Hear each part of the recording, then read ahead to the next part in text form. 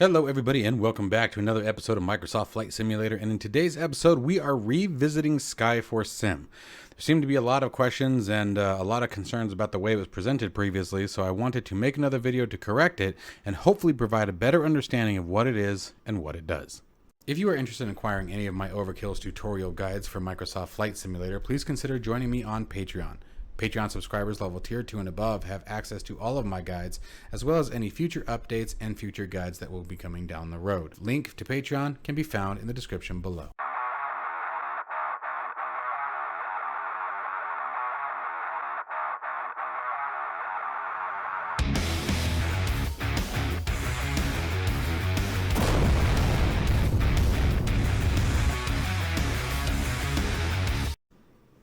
Okay, so first off, right off the bat, I want to apologize for my previous video. It sounds like there was a lot of confusion as to what it actually did, what it was used for, so I want to clarify a bunch of these.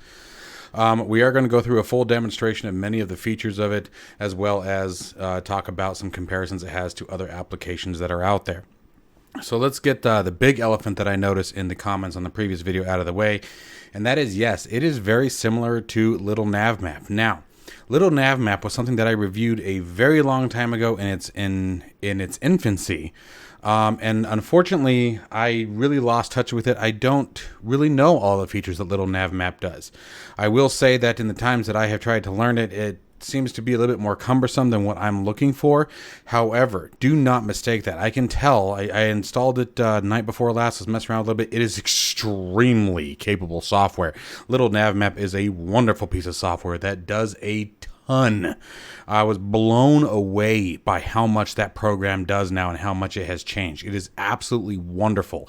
So I do not want to take any light away from Little Navmap. It is absolutely amazing. I fully intend to start diving into it. Got a lot on my plate right now, but I definitely want to dive in and see what it can do, and then do a full review of it as well. However, what I'm here to talk about today is Sky4Sim. Sky4Sim is a payware software. A link to it will be down in the description below. Let's talk about first what it does. It is basically it's a digital knee board for Microsoft Flight Simulator. The advantages to it, in my opinion, is I find it to be very, very easy to use. I find it to be very, very user-friendly. The interface seems to be fairly direct. I don't think it has as many features as Little Navmap does, based on the little that I've seen between the two. But it does a lot. And again, I like the way that it is laid out. I think, again, that it is very user-friendly. And those, I think, are very critical things to someone who is maybe just looking for the feature list that this program comes with. And we'll get into that in a minute. Now, initially, I was approached by the developer asking if I'd be willing to do a review of this. So that is what we're here to do essentially again. Now, Little Navmap, as you can see here, has its own toolbar once installed. So you download the application, you run the installer, and it then creates a toolbar once the application is added to the community folder. You have a secondary window.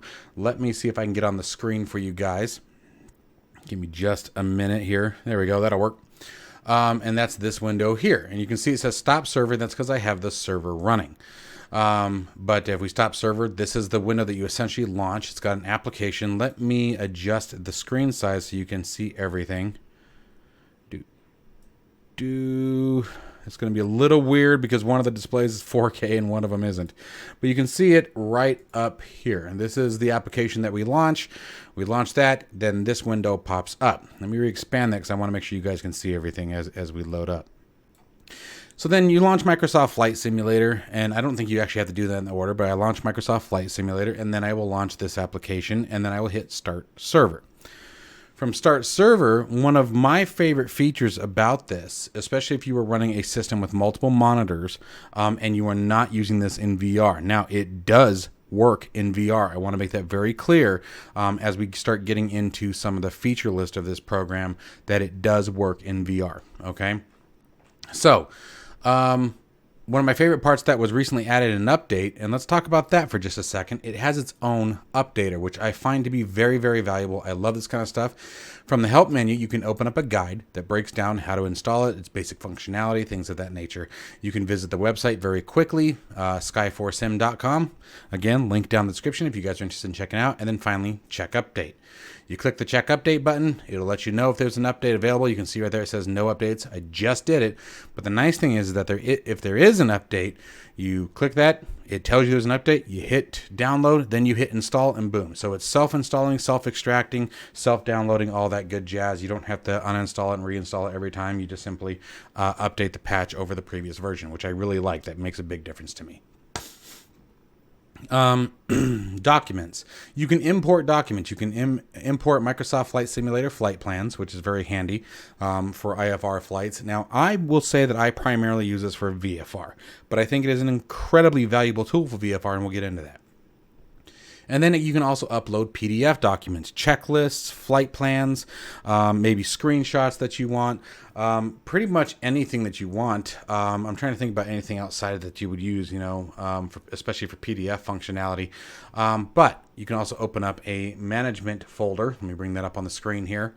And you can see here's everything that's in it. So we have a Cessna 208 checklist that I installed in the previous video.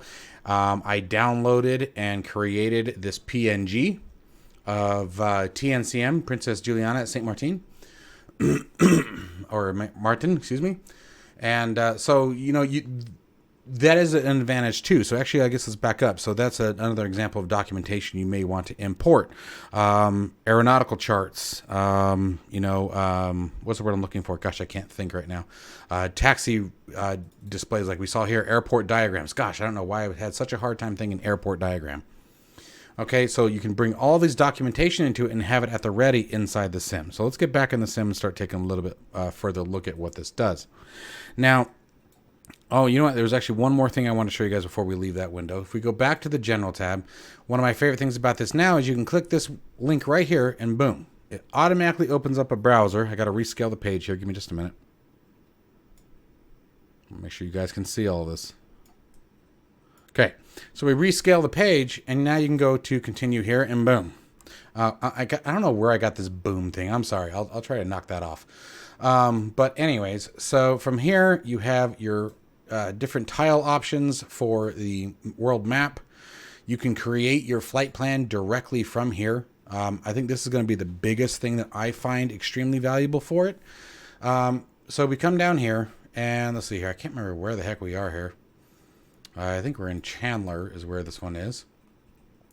But if we wanted to create this as our starting location, for example, we could just double click here. So there's our starting location. And then from here, we can start taking off. I'm not in Tucson. What is this? Oh, IWA. Ha, funny. Yeah, so we're in Chandler. So we could set different areas based on different landmarks. So here we'll be looking for a mount with a crater. And it's using Bing Maps, so that's a big deal. And just simply double click to create your flight plans. You can also left click and hold and move them. Okay. If you don't get quite where you're looking for, you can right click to remove a point altogether. Oh no, you know what? Sorry, it was left click to remove it. If you just do a single tap, removes the flight point entry. Flight point? Wow. Okay. Flight point entry. And we can just make a quick circuit. Come on. What am I doing here? There we go. There we go. And let's see here. Set ourselves up for an arrival to the northeast. And then voila. Okay. And it gives you awesome information. Gives you the heading of the leg and as well as the distance of the leg itself. So we just created a quick circuit here. Now, one of my more enjoyable parts about this is if we come down, and all this information is the same in the sim. So if we go back to our sim page,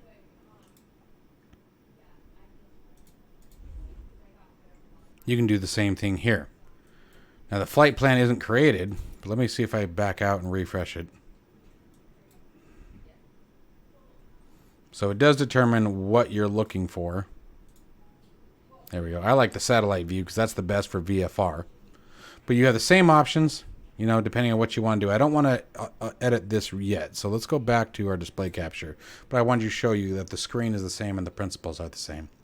So from here, we're going to go to our menu option. And now that we created our flight plan, we can now go to flight plan over here.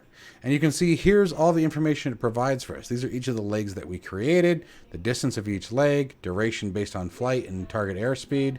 You also have a stopwatch up here that can be used if you're timing each leg. Again, we should be, for example, on the first leg for 5.5 minutes. So, on each leg, you could run your stopwatch and then do a reset on the turn, or pause the clock altogether. So it's got some pretty awesome stuff. You can create a new flight plan from here, open a previously used flight plan. The biggest thing that I like about this is it gives you the elevation of your flight plan. So you know what obstacles that you can expect based on altitude. So I know that in order to safely complete the flight that I have created on that previous screen, that I need to stay above 1900 feet. So we're going to be looking for, you know, at the very least, probably 2300 or higher. Okay, and I think that's an incredible advantage. One of my biggest things with VFR flying is, you know, it can be quite cumbersome and time consuming to walk over each leg and make sure that you're not getting into any kind of, what's the word I'm looking for? Altitude, you know, obstructions or things like that. The other thing that I enjoy that is recently added is this clock down here. Now, as silly as that is, that's also in the sim. Okay, this is real time. That's actually my local computer time. So you're inside VR, especially when flying in VR.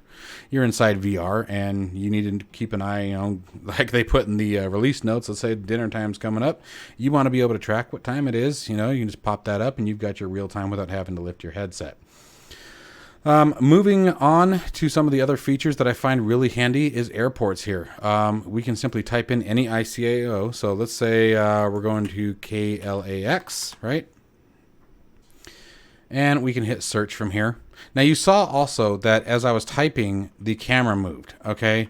Just to let you know, you can avoid that by using the virtual keyboard here. If we were to type that in here, the camera never would have moved like that. So that is one thing to consider.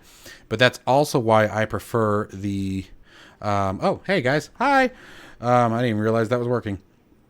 Let's turn that off for now. There you go. You got to see overkill.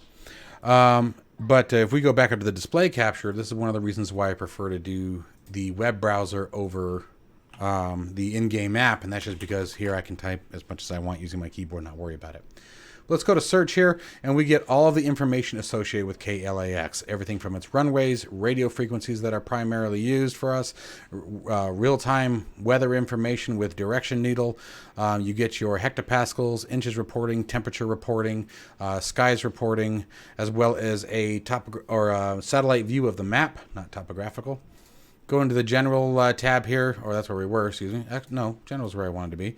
General, get tons of information. And I'm not going to go through each and every one of these, but you guys can see what we got based on the category here.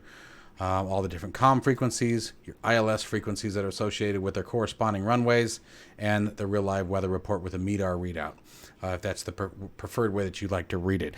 This is all really handy information, and we can get this anywhere we want. So, what I like about it, it's not so much that it does more than other tools out there does. I don't think that's true at all. But the layout is very well thought out, in my opinion. Again, very user-friendly, as hopefully you guys are seeing here. It's very easy to understand where to go to get what you're looking for. And I really appreciate that kind of ease of functionality, especially when you're learning. A lot of problems with some of the more advanced softwares out there is they can be really overwhelming to learn for someone who may be new to aviation procedures in general, or new to, you know, just flight simming, or maybe someone who just doesn't pick up very well on some other applications. Now, again, I want to make very clear, because I'm just going to keep bringing this up on occasion because Little Navmap came up a ton in the previous video. Oh, this is crap. They're just copying Little Navmap. I don't think that's copying it at all. I think it's a completely different layout. Yes, there's some similarity in the functionality, but I mean, to each their own, you know. And I think it depends on the end user, and I think we want to be respectful to that. It really depends on what each person's looking for. I certainly found the value in this myself, as someone who, you know, just I dabble in so much nowadays, you know, whether it be Microsoft Flight Simulator and all the different tools that are in it, and you know, my guides that I'm creating, and the different airplanes I want to fly, and the different places I want to go, and the different controls and schemes and electronics. And then I'm, you know, in DCS World, et cetera, et cetera. You guys can see where this goes on to. Plus, you know, being the family man, having the old 9 to 5 job, job, et cetera. I don't have the time to always dive into things like Little Navmap. So I think, again, this program reaches out to someone who is like that as well. You know, I think a target person for this would also be someone who just doesn't really have the time to dive very deep into something like Little Navmap. You know, that's just my personal opinion. I'm not trying to offend anybody at all. I hope no one takes offense. Again, weather information, you can do the same thing here, okay? So this is going to take what our current airport is what we got here. So we got the nearest MEDAR is the information that's displayed here, and then the local simulator weather. So this is also very awesome. So again, we're at Chandler Airport. That's where we are right now. We're at Chandler Municipal.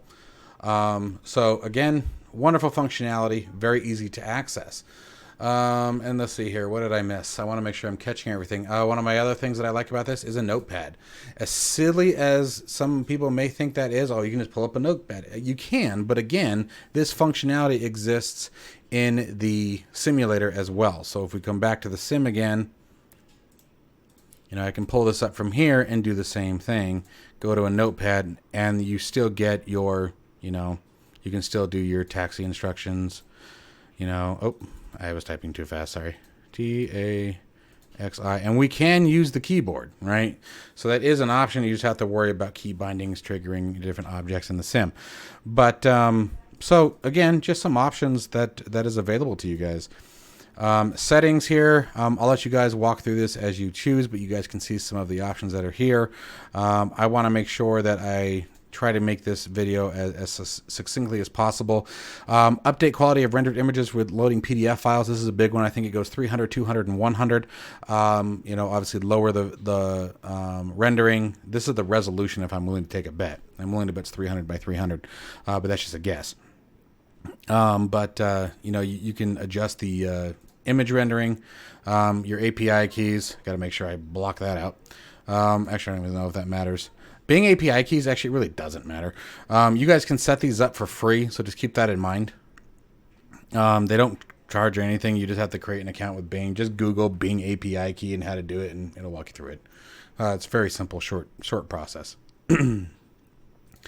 The documents folder here, these are all the documents that we have put in. You can also do a website link if you choose for a download location, and then tell it to download a document directly from its location. You would name the document as we did here. Okay, so you would title the document. Let me go back here. Back. I don't feel like typing anything in. There we go. So I would name the document, tell it where to find the document, hit the download button, boom, it automatically imports it. And then you can also drag and drop, like things that I did with here, the TNCM. I just dragged and dropped it into that folder I showed you guys at the beginning of the video, relaunched the application, and voila, I had what I needed.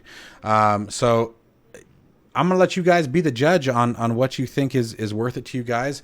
I just didn't feel that after reading all of your comments, or many of your comments in the previous video, that I gave this application its due justice and gave you due justice by explaining it in a clear and concise way. And I hope that this one was significantly better. Again, you can import flight plans for Microsoft Flight Simulator as well. You can import checklist flight plans like from SimBrief, you know, in your PDF documents if you want to have those directly in the application. And again, where I feel, I say that a lot too, and again, I feel that is also very crucial to have in virtual reality. And I think that's where a tool like this really shines, is in VR. Now, one of the things that I have had trouble with, and we're going to try it real quick right now while I got you guys on the horn here, is I'm going to try to use this from my Google phone. I don't know if that's something that's going to work right or not.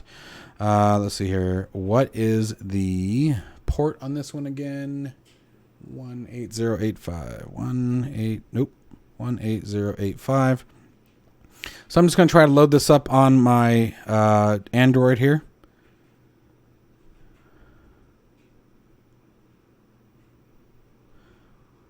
Yeah, and the one thing that I can't ever seem to get to work correctly from here is the map. Everything else I can track just fine on it. Now, again, I'm using Android with the Google browser, but I'm using the Chrome browser on my desktop, and that seems to work fine.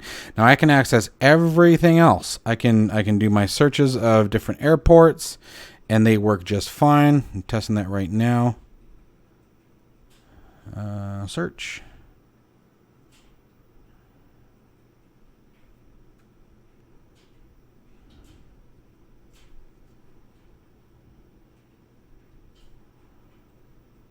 Yeah, I'm not sure what's going on. So actually, maybe not. Even when I try to search just another airport, it doesn't seem to work for me. So I don't know if there's something that I need to address. I have my firewall ports open for this. So I don't know. I'm not sure what I'm missing there. Obviously my cell phone is on the network. I can pull up the display page, but I don't get anything else. Oh, I turn on the camera again. I don't know why I keep doing that. So let's see here. So like I get this page. This page comes up just fine, and I can see all of this when I try to hit it from my cell phone, but it doesn't seem to allow me to do anything. If I go to the map page, I get a completely blank white page. It doesn't actually bring up the map. So that's my one fault on this application, and I said that in the previous video, was that I would like to see the ability to, with ease, use the functionality of this application on mobile devices. I think that would also be another really big kicker for this, and really increase its advantage points. So to the developer, if you catch this and you know of something that I'm doing wrong, please reach out to me. I'd really like to know. Because I really think that would enhance its overall use. But again, every time I try to either search an airport or load up the map, I get blank pages or no responses. So, but that's really all I got for you. Now, you know what? Let me check one more thing, because I thought there was an option on this maybe that might be inhibiting those features. Maybe I'm wrong. No, I think I was wrong. Okay. Anyway, guys, so I just want to do another quick rundown of this. I want to get what you guys think. I hope that this was a little bit easier to determine what it does. So again, the long and short of it is it's a electronic kneeboard. It is what it is, and it does a ton. It is very easy to use. It is not as robust as some other applications that I've seen, but again, my biggest thing is the layout is very nice, very user friendly. I think the price is very reasonable for this application. I'll let you guys visit the website and be the judge of that for yourselves. But I have been using this application just about every single VFR flight ever since the first video that I did. I really enjoy it in VFR. It's a really awesome tool, and it makes doing VFR planning much easier because you have that satellite imagery and you have it all right on the in the flight simulator itself. So with that, I leave you guys for another video here, and I hope you guys have a wonderful week, given that this is Sunday evening. So by all means, I hope Monday treats all of you very well. Stay safe and healthy, my friends, and I'll see you in the next one.